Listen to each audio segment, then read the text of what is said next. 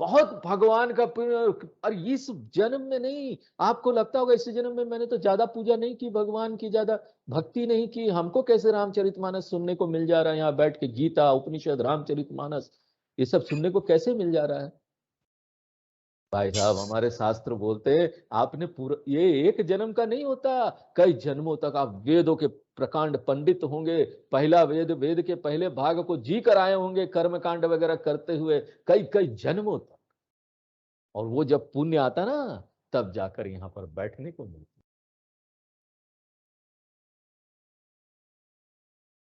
और इसका कथा सुनकर भाव और अर्थ वही ग्रहण करेगा ना, नहीं तो उल्टा सीधा समझ में आए।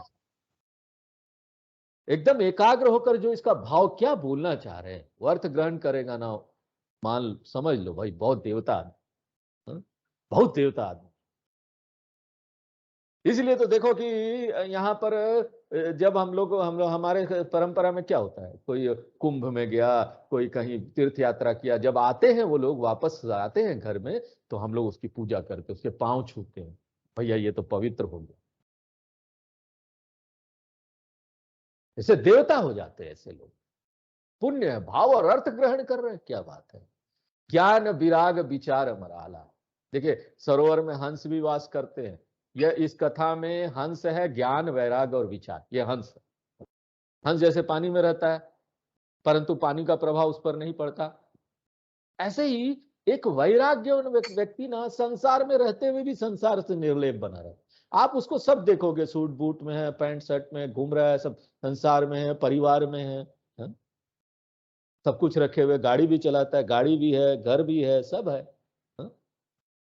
लेकिन देखो निर्लेपता किससे आती है, मन से निर्लेप हो गया ना, मन से वैराग्य हो गया। ये सब चीजें तो जहां जाओ वहां रहेगी।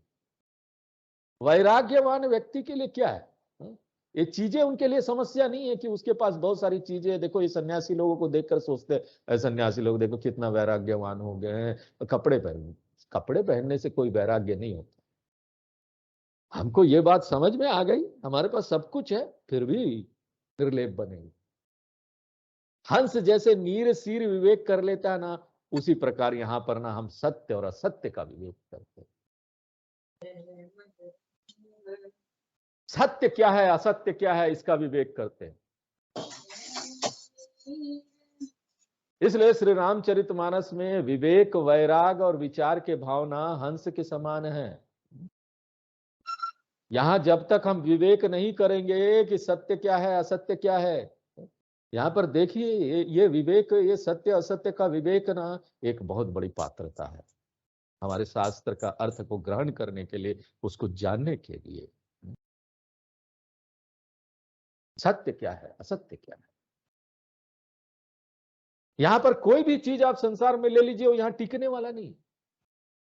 क्या चीज टिका है बोलिए, कोई भी चीज ऐसा है जो पहले जैसा था वैसा रहा। आप कोई वस्तु लेके आते हैं कुछ दिन में वो खत्म होने लगता है, खराब होने लगता है। घर है गाड़ी है, यहाँ पर तो आप बोलते हैं कि ना यहाँ पर देखिए ताजमहल हो या कोई महल किसी ने बना दिया है, वो भी आज नहीं तो कल वो खत्म हो जाएगा। साइंटिस्ट लोगों ने उसका भी एक उम्र निकाल दिया कि इतने के बाद ये खत्म हो। और ये सूर्य चंद्रमा ये भी बोलिए, ये भी क्या रहने वाला है। साइंटिस्ट लोगों ने इसका भी उम्र निकाल दिया कि एक दिन ये भी खत्म हो जाए। तो यहाँ पर तो सभी असत्य दिखाई दे, सत्य नहीं। सत्य जो है वो नित्य अनित्य, अनित्य अनित्य जो है वो सत्य नहीं, ये सब अनित्य है। यहाँ पर सब कुछ अनित्य जो आप देख सकते हैं ना, अपनी आंख से कान से जो यहाँ पर नजर दौड़ाइए सब अनित्य नहीं, सब समझ में आ जाएगा तुरंत। ज्यादा बुद्धि नहीं चाहिए इसके लिए, थोड़ी सी बुद्धि में ही समझ में आया, विचार करने से समझ में आ जाएगा कि ये सब अनित्य है। इसके पीछे का जो नित्य है ना उसको जानना है, ये तो आधार है, उसके वजह से ये सारे नित्य चीजें हमको यहाँ पर भाषित सी होती। तो ये जो विवेक विचार वैराग्य है ना हंस के समान है ये भाव।